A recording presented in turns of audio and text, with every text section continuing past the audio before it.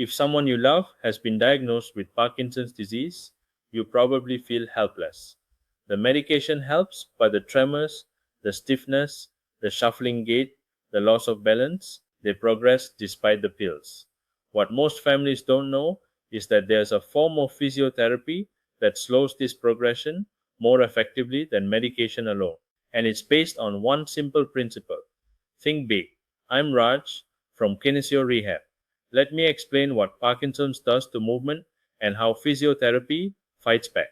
Parkinson's disease affects the basal ganglia, a part of your brain that controls the size and speed of your movements.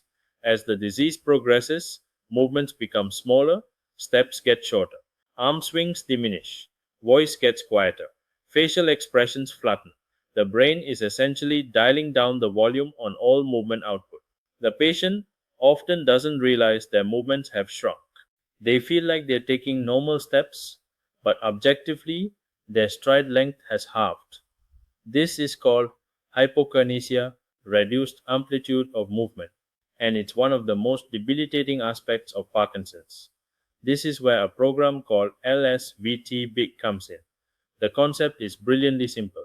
If Parkinson's makes movements smaller, the treatment is to deliberately make movements bigger, exaggeratedly bigger.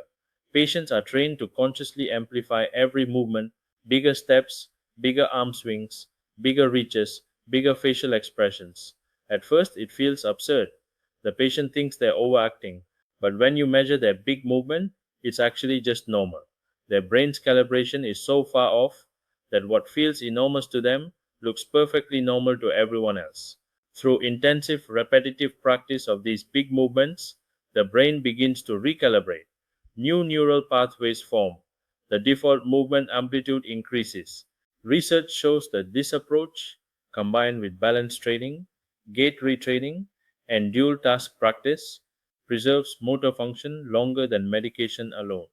It doesn't cure Parkinson's, nothing currently does, but it significantly slows the functional decline and maintains independence for longer.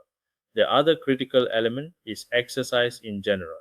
Studies consistently show that Parkinson's patients who exercise regularly, particularly high intensity exercise like cycling, boxing, or resistance training, have slower disease progression than those who don't.